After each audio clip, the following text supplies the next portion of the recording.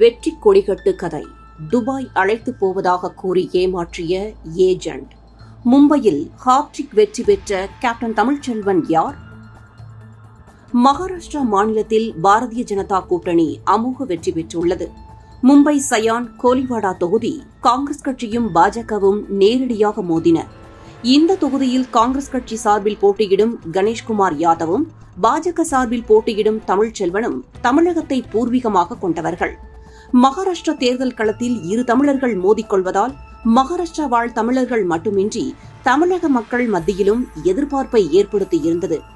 Cyan Koliwada தொகுதியில் பாஜக சார்பாக 2 முறை எம்எல்ஏவாக இருப்பவர் தமிழ்ச்செல்வன் 3வது முறையாக போட்டியிட்டு வெற்றி பெற்றுள்ளார். தமிழ்ச்செல்வனின் சொந்த ஊர் புதுக்கோட்டை மாவட்டம் கரம்பக்குடி அருகே உள்ள பிலா விடுதி கிராமம். இவரது தாய், தம்பி உள்ளிட்டோர் தற்போதும் புதுக்கோட்டை மாவட்டத்தில்தான் உள்ளனர்.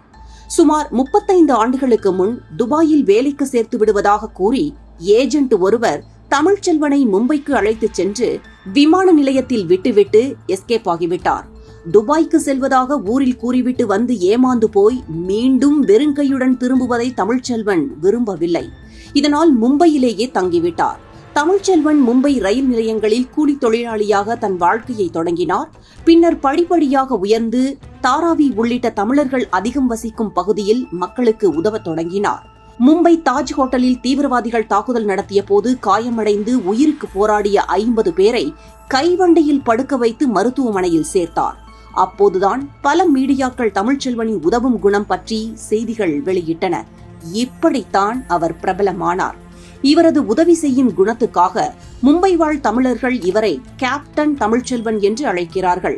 ஒரு கட்டத்தில் பாஜகவில் இணைந்த தமிழ்ச்செல்வனுக்கு 2014 சட்டசபை தேர்தலில் சயான் கோலிவாடா தொகுதி சீட் வழங்கியது பாஜக.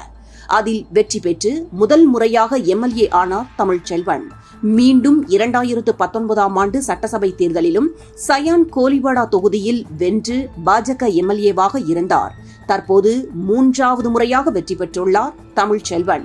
மகாராஷ்டிரா மாநிலத்தில் சட்டசபை உறுப்பினராக இருக்கும் ஒரே தமிழர் இவர்தான். தொடர்ந்து ஹாட்ரிக் வெற்றி பெற்றுள்ளதால் அமைச்சராகும் வாய்ப்பு உருவாகியுள்ளதாக தெரிகிறது.